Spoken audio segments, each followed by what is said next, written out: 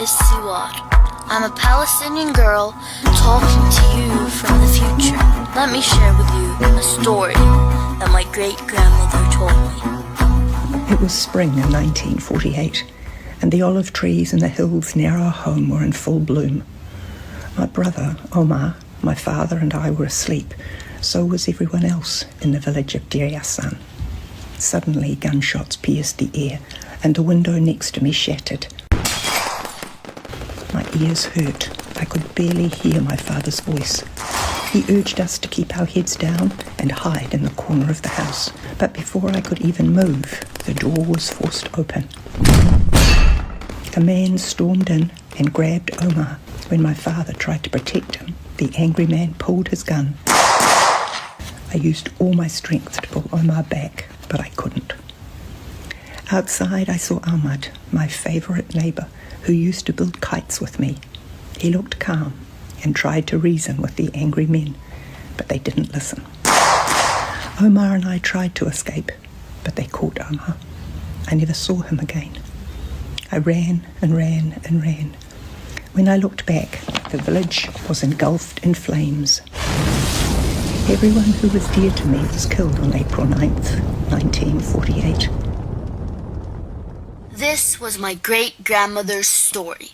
Let me tell you about the last chapter in our long struggle for freedom and justice.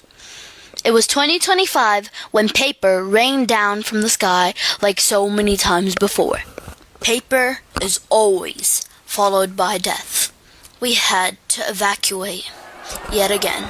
But no matter where we go, death follows us. They call it safe zone. We call it death zone. Everything in Gaza is a death zone. When bombs rain down, the sky turns red and everything turns to dust. Our homes, our schools, our bakeries, and even our hospitals. One day, a strike hit the building next door.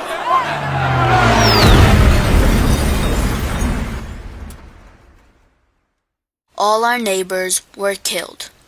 The blast tore through our wall. My dad and my brother were killed.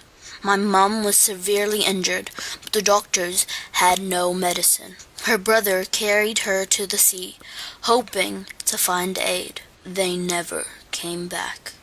I thought of my great-grandmother, who, like me, was the only one surviving. All I have left is her rusty key to the home she fled in 1948. I'm hungry. Everyone is hungry. I miss my grandmother's cooking. When she cooked, the house smelled like heaven. I wish that God would take me so I could be with my family again. They even killed my dear friend Fatima Hassouna. She shared our unspeakable suffering with the world, and people listen, but politicians don't.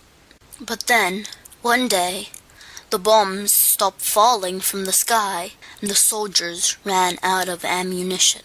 Mass protests all around the world had forced the world's leaders to finally enforce an arms embargo. They issued arrest warrants for all the war criminals that had turned our beautiful Palestine into hell on earth. Good evening. A historic day in the Middle East and for the world. After decades of occupation, suffering and resistance, Palestine is now free. Celebrations are erupting across the region, from Gaza to the West Bank, East Jerusalem to the diaspora worldwide. I now live my great-grandmother's dream. I live in a free Palestine. Thank you all for supporting our struggle for freedom and justice.